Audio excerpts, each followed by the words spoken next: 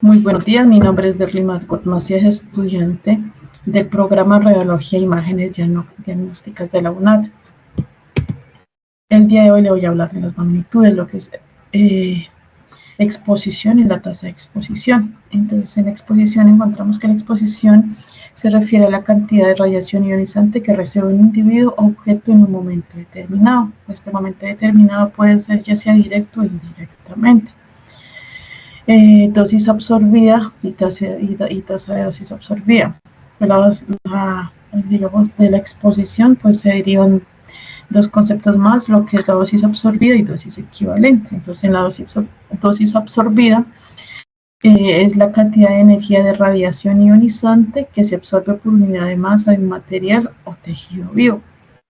Dosis equivalente, la dosis equivalente pues es una medida que relaciona la dosis absorbida de la radiación ionizante con el riesgo de efectos biológicos, como puede producir el cáncer y otros daños genéticos, alteraciones en el ADN, puede ser, digamos, también daños a largo y corto plazo que pueden estar sucediendo también en la absorción de estas dosis.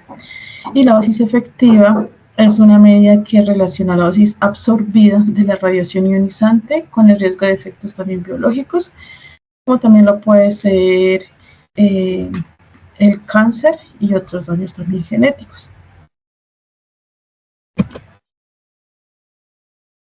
Aquí tenemos algunos tipos de exposición, pues de acuerdo a la resolución 181434 del Ministerio de Minas y Energía, tenemos unos tipos de exposición como es la radiación no ionizante, que esta incluye, digamos, las ondas de radio, los teléfonos celulares, microondas, radiación infrarroja y luz visible. Pues esto no, digamos, no, de alguna manera no afecta o no tiene, digamos, ningún daño a la persona. La radiación ionizante pues incluye radiación ultravioleta, radón, rayos X, rayos gamma, y pues esa es la que debe estar un poquito controlada. La exposición natural pues es la exposición a la radiación que proviene de fuentes naturales como la radiación cósmica, la radiación terrestre y los alimentos. Entonces, digamos, esta es de alguna manera una radiación que se produce de forma natural. La exposición médica pues es la exposición a la radiación que reciben los pacientes durante los procedimientos médicos como la radiografía, las tomografías computarizadas y la radioterapia. Exposición accidental pues es la exposición a la radiación que ocurre como resultado de un accidente, como una fuga de una fuente de radiación o una explosión en algún experimento o algo, o en una, digamos, en una industria que puede también a veces suceder este tipo de exposiciones accidentales.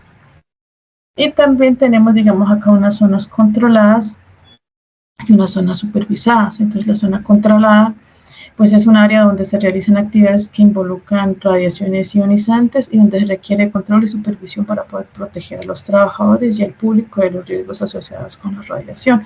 Entonces, por lo general, estas zonas siempre tienen algunas señalizaciones de restricción para el personal. Entonces, digamos, más que todo el personal también que de la parte externa. Entonces, para ellos también se hacen estas señalizaciones, ya que estas personas a veces desconocen con respecto a lo que están expuestos. Y las personas como tal que ya trabajan dentro de estas áreas, pues ya saben cuáles, digamos, también tienen, digamos, algunas señalizaciones, pero ya saben, digamos, qué requisitos deben de cumplir para en estas zonas. La zona supervisada, pues es una área rodeada de una zona controlada. Es posible recibir una dosis efectiva superior, pero es muy importante que se reciba una dosis efectiva superior a 6 mSv año oficial. La zona supervisada se establecen en instalaciones donde se utilizan fuentes radiactivas como hospitales, centros de investigación y plantas de energía nuclear. Entonces, estas zonas supervisadas, digamos, no solamente, digamos, que cumplen con, digamos, de que se le tenga un control, de estar supervisando esto, sino que también hay otras entes externas que pueden estar haciendo la supervisión de estas zonas. Entonces, digamos, hay algunos laboratorios, por lo menos que se encargan de los, como son proveedores de dosímetros, que se encargan de estar también revisando esta parte de cómo está con respecto a la exposición de la radiación. Esto es todo por hoy. Muchísimas gracias. Buenas noches, mi nombre es Yorani Solarte y les voy a hablar sobre el taller medida de la radiación, la actividad número 1 y la actividad número 7. La actividad número 1 habla sobre los mecanismos de interacción de los fotones con la materia.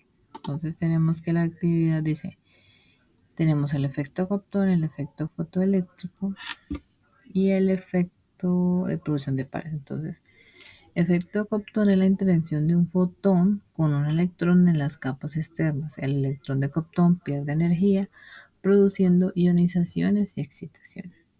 El efecto fotoeléctrico se produce cuando tiene lugar una colisión entre un fotón de radiación incidente y un electrón cortical de un átomo de material absorbente. La producción de pares es un proceso en el cual una partícula de energía crea dos o más partículas diferentes. Este proceso es característico de los aceleradores de partículas, donde se hacen colisionar partículas como electrones y positrones.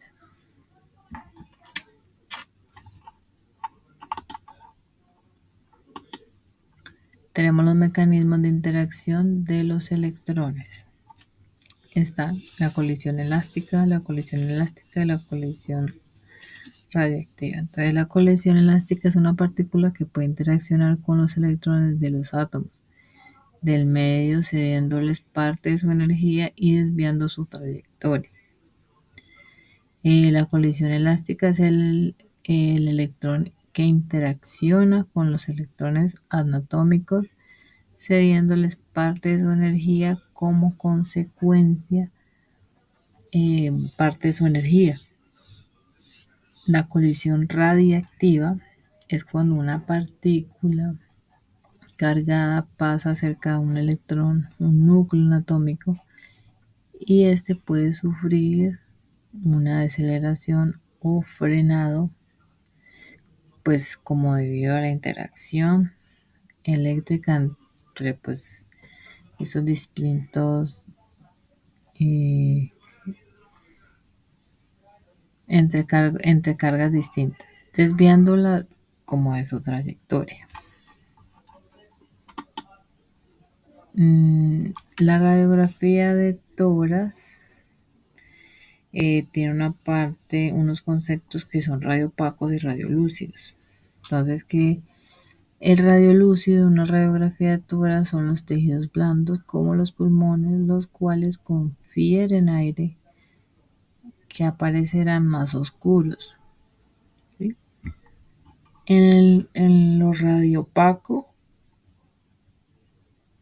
digamos que los tejidos más densos, como los huesos, los tumores, aparecen en tonos más claros en una radiografía, y pues digamos que esto se debe a que los tejidos absorben más fotones de rayos X. La actividad 7 nos habla de definiciones,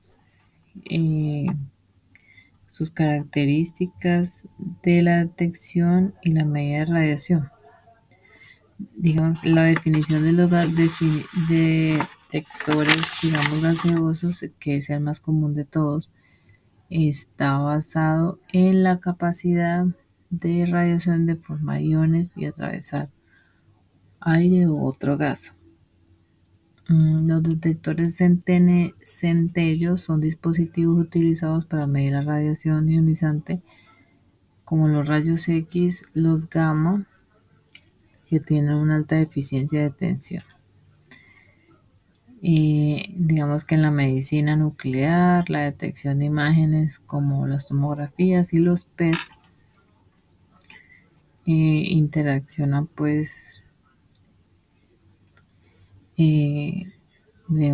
ellos están diseñados de un material cristalino que emite la luz.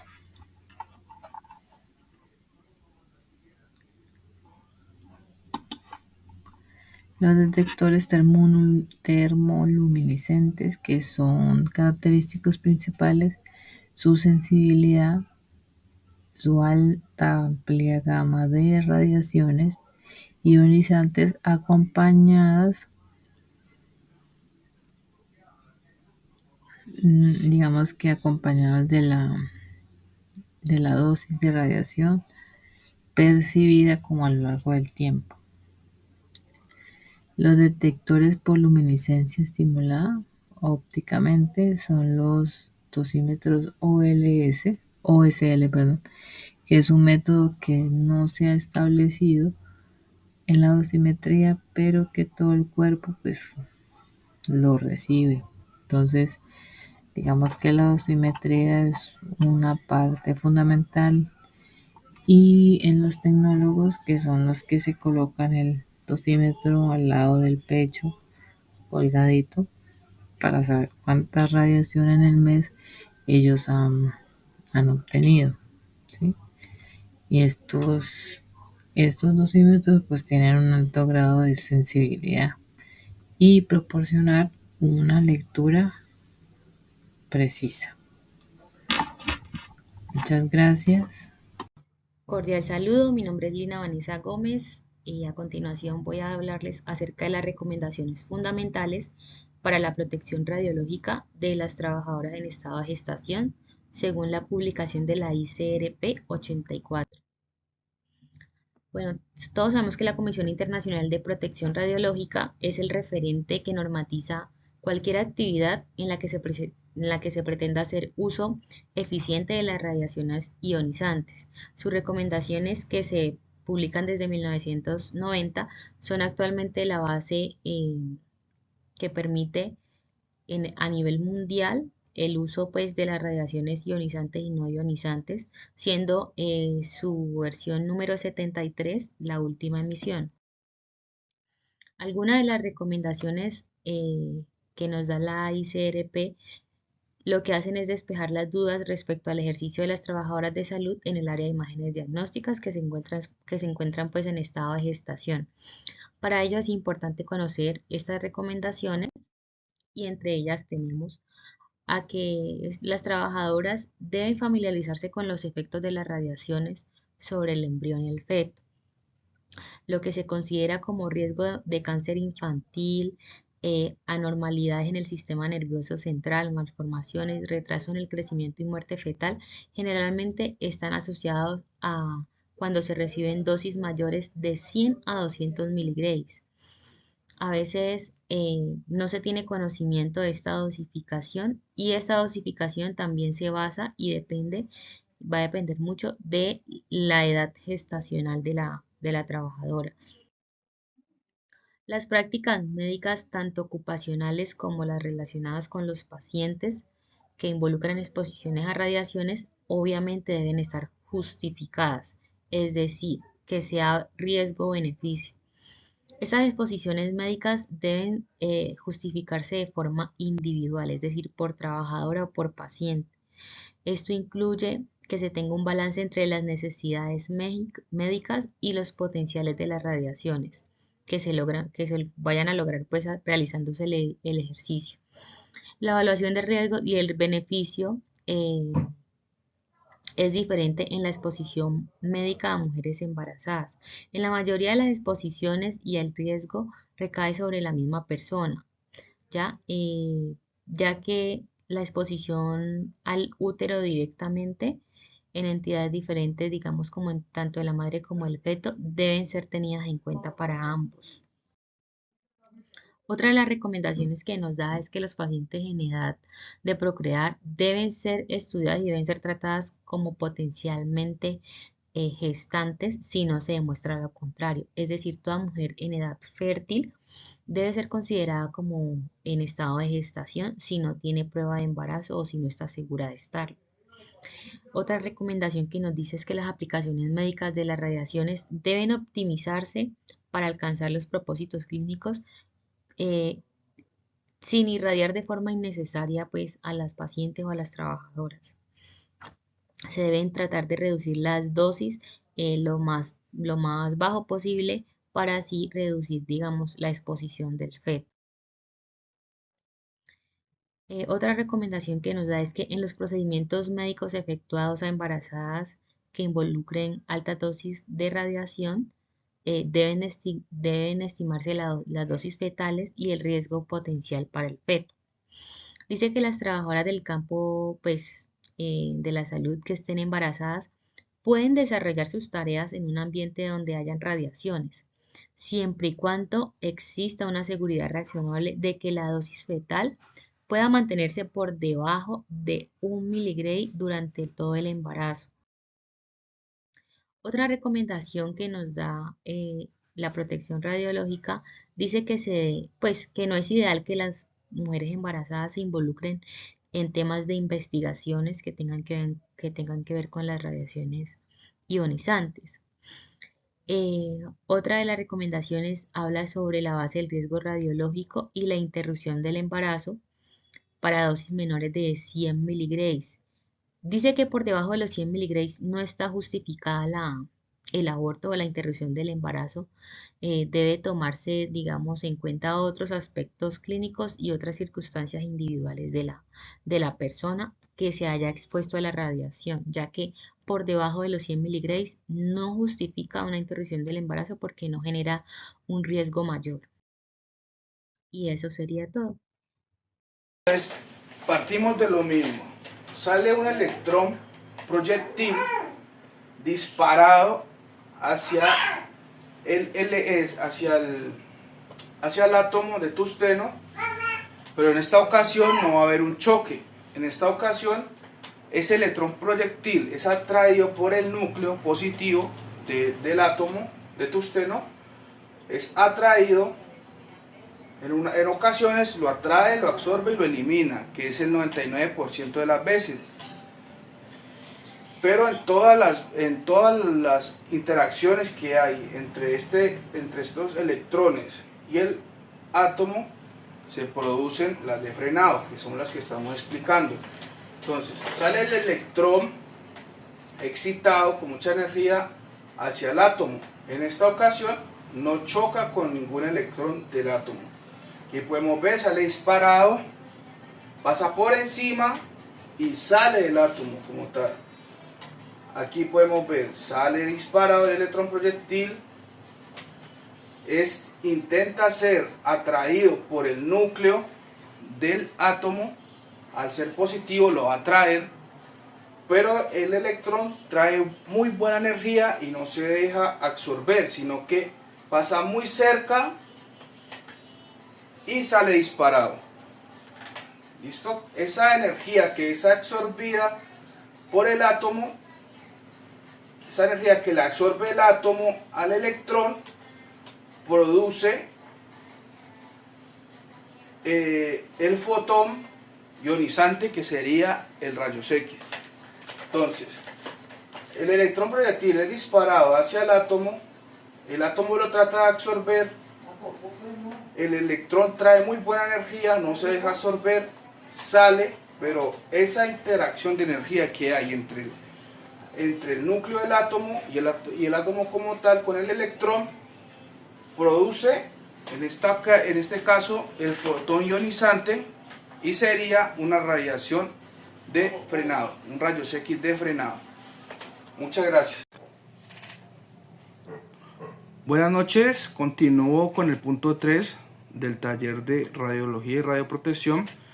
Entonces, aquí atrás tenemos una radiografía de tórax, la cual nos muestra dos tonalidades predominantes, la que es blanca y negra. Entonces, vamos a explicar lo que sucede aquí. Una radiografía de tórax muestra una variedad de tonos de grises que representan diferentes densidades de los tejidos en el cuerpo.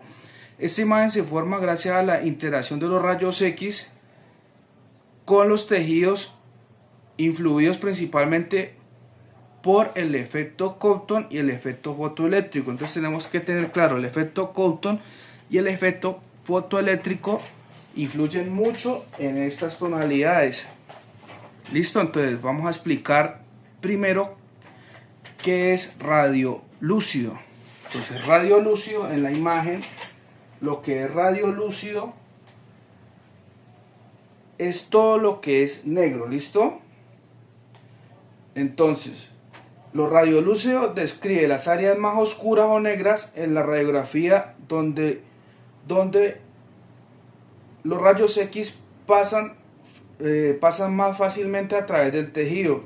Por esto ocurre principalmente en los pulmones que contienen aire, lo que permite que más rayos X lleguen al detector. Entonces más rayos X llegando al detector hacen que se vea la imagen más oscura o radiolúcida. Entonces decimos radio opaco. Radio opaco, vamos a pensar, no, radio opaco es lo oscuro, no.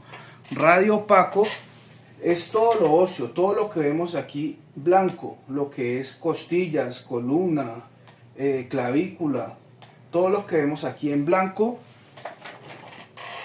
es radio opaco. Entonces decimos, lo radio opaco se refiere a las áreas más claras o blancas en la radiografía. Estas zonas corresponden a estructuras densas como los huesos, por ejemplo las costillas y la columna vertebral, que absorben o bloquean la mayoría de los rayos X. Listo, está ahí claro, ¿no? Entonces seguimos con el efecto fotoeléctrico. El efecto fotoeléctrico influye, en este caso, predomina en tejidos más densos como los huesos. O sea, el efecto fotoeléctrico ocasiona que la imagen se vea radio opaca. Ya, el efecto fotoeléctrico influye en que la imagen se vea radio opaca. Entonces, en resumen, una radiografía de toras presenta una escala de grises, como vemos aquí en nuestra imagen, que depende de la densidad de los tejidos. Entonces, ya vemos que en lo que es óseo actúa el efecto fotoeléctrico de la mano con lo radio opaco. Listo, o sea, lo que es aquí lo que vemos blanco va con el efecto fotoeléctrico y va de la mano o da como resultado lo que vemos aquí, que es radio opaco, lo óseo. Listo, entonces el efecto Compton va con lo que es tejido, que va de la mano con lo que es radiolúcido. Entonces podemos decir en resumen, una radiografía de tórax presenta una escala de grises que depende de la densidad de los tejidos y de cómo interactúan estos tejidos con los rayos X.